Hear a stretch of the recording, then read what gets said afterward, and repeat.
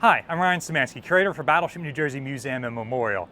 And today we've got a video talking about one of the unique identifying features that helps us determine which Iowa-class battleship we're looking at and why that might be the case. We've posited some theories about this in the past, but in today's video we've got a completely new one we've never talked about before. So the feature we're talking about today is known as the pulpit. It is the position that is as far forward on the bow as possible, where there were two 20mm guns installed shortly after construction on New Jersey and Iowa, and that were there from commissioning on for Wisconsin and Missouri.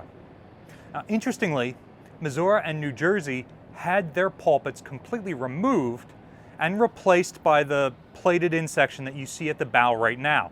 It is flush with the gunnels of the ship. It doesn't project out beyond that. It doesn't have a step up to get to it. Counter that to the feature on Iowa and Wisconsin, which still exists. Basically, they remove the 20mm guns, but they leave the rest of it in place.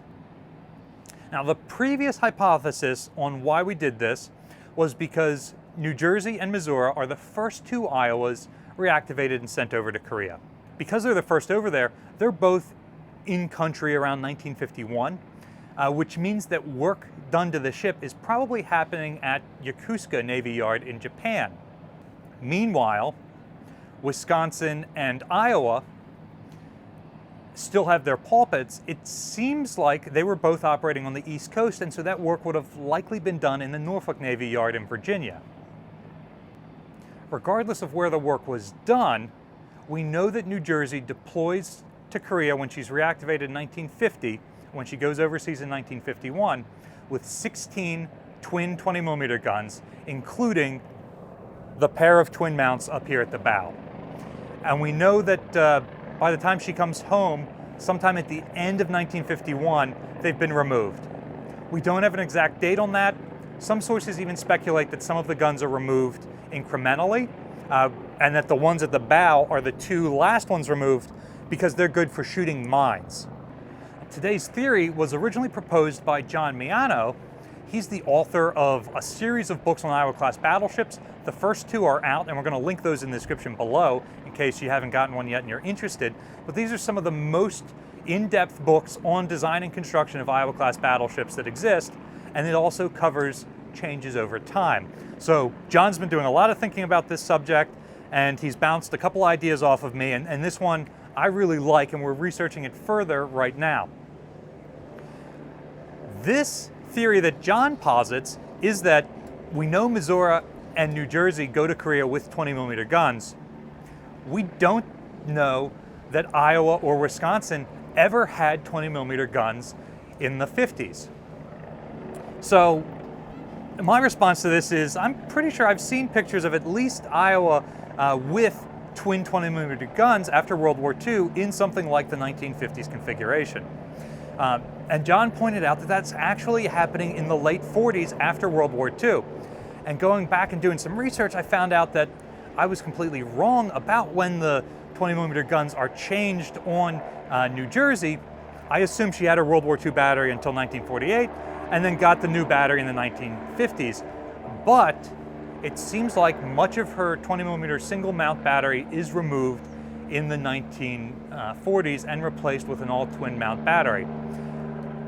Pictures aren't good enough to tell if the mounting locations are going to be the same then as it is in the 1950s, but it likely is going to be relatively similar. It's very possible that Iowa and Wisconsin had 20mm guns on an all twin battery in the 40s and then didn't get them put back on in mothballs. While the 40mm guns would have been largely retained in mothballs with giant igloos over them, the 20mm, their shields, their mounts, the guns themselves, are simple bolt-on affairs, and they're all removed while the ships are in mothballs. The tubs are largely still in place, although some are cut away. It's interesting which ones are cut away on each ship because it's completely different. But the guns themselves are removed in mothballs. And it may be that they're never put back on Wisconsin and Iowa, which are reactivated a couple of months after New Jersey. And of course, Missouri stays in commission the whole time. So she still has some of her late 40s era anti-aircraft guns on in the early 50s. Why does that lead to different pulpits? According to John's theory that I subscribe to now, when these ships go into port for their maintenance work, Missouri and New Jersey have their 20mm guns removed. Since the workers are already there removing the guns, they remove the pulpits. On Wisconsin and Iowa, assuming that they never get the guns placed back on when they're brought back out of mothballs, workers never go on to remove them again in 1951. And so the workers don't bother removing the pulpit. So this is a really interesting theory that it doesn't necessarily negate the theory that it depends on which yard the ships were worked on, but it makes really good sense to me, and something that we're going to continue to research. What do you guys think? Did the 20mm guns still have a place in the late 40s and early 50s, even though they lacked stopping power and you couldn't track a jet aircraft with them? Or do you think it was smart that they were removed? Which of these theories do you think accounts for the differences in pulpits? Let us know yours in the comment section down below. Battleship New Jersey receives operating support from the New Jersey Department of State, also from a number of other businesses and private individuals like yourselves. We really appreciate your support, and doing things like donating to support the museum allows us to put in research time like this. Buying John's book gives him the time to put in more research like this to support our knowledge of Iowa-class battleships. So there's links to donate to the museum or to buy John's books in the comment section down below. And you can also support us by liking, sharing, and subscribing so more people find out about the museum and our channel. Thanks for watching.